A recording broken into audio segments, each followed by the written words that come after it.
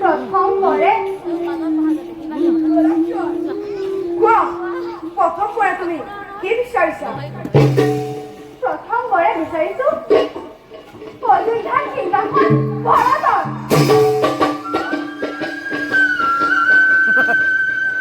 ভৰতৰ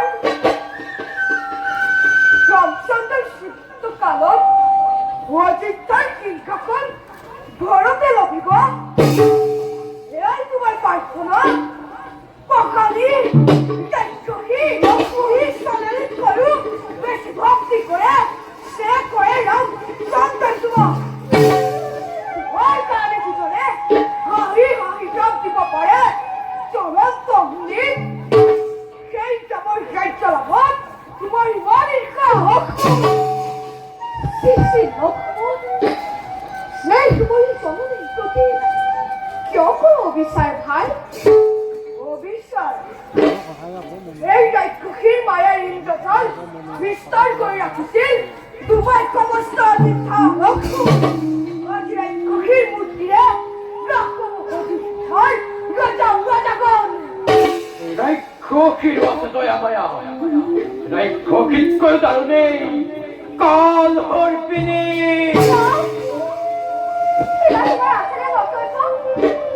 যদি নাই ধনুকাই লয় তারকার রাক্ষসীর দৰে বধ কৰাব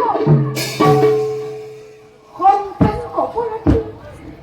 নকৰিবা মাতৃ দাদা তোমাৰ দত্ত আশীৰ্বাদ তুমি যদি মোৰ ঘাট কৰি পাবি অমৃত জ্ঞান কৰি মই তাত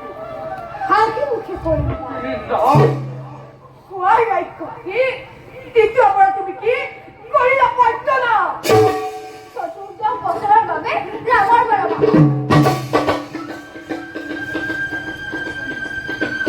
বৰমা ৰামৰ বৰমা নিষ্কৰ্ষজাত সন্তানক সিংহাসনত বহুৱাই তুমি তৃপ্ত নহলা অযোধ্যাৰ মুকুল মানি ৰজা প্ৰজাসকলৰে অতি আদৰৰ শিক্ষক বংশৰ কষ্টপ্ৰদান দুখৰাই ভিৰ সকলে তপ্ত হ'ব আজি প্ৰাণে বিচাৰিলা ৰামৰ নিৰ্বাসন নহয় নহয়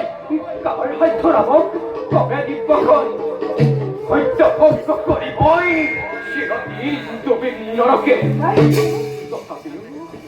তথাপিও বিনাদুখে ৰামক ভয় নপঠাম্বৰে দূৰ ৰাক্ষসী মোৰ বাঞ্ছা দূৰে নহ'ব পূৰণ ৰাম হ'ব অযোধ্যাৰ ৰজা ভৰত হ'ব অনুগত তেনে কথা উচ্চাৰণ নকৰিবা পিতা বংশ ক্ষত্ৰিয় সন্তান হৈ কিয় আপুনি পুত্ৰ স্নেহী অন্ধ হৈ সত্য ভংগ কৰিব পিতা মই দশৰথীয়া আপুনি সত্য ভংগ কৰিলেও পিতৃ সত্য ভংগ মই নকৰো কদাপি নালাগে ৰাম সৈন্য কৰিব প্ৰভু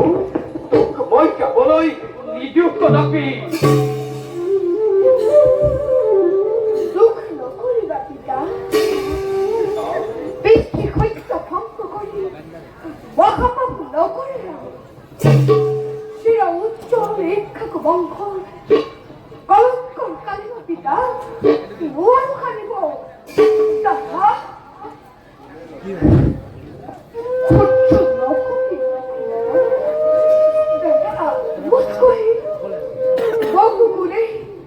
শ্রেষ্ঠ ফল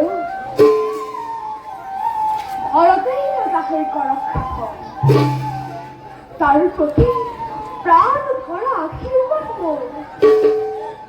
চতুৰ্দশ বছৰৰ বাবে কালিলৈ অযোধ্যাৰ ৰাজপুত প্ৰভাততে গুচি যাম মই গভীৰ মাতৃ গঢ়া আশীৰ্বাদ সত্য কৰিব পাৰো যে পালন সঁচাই কৈছা ৰাম রাম হয়তো আছে বল ব্রাউজ জীবন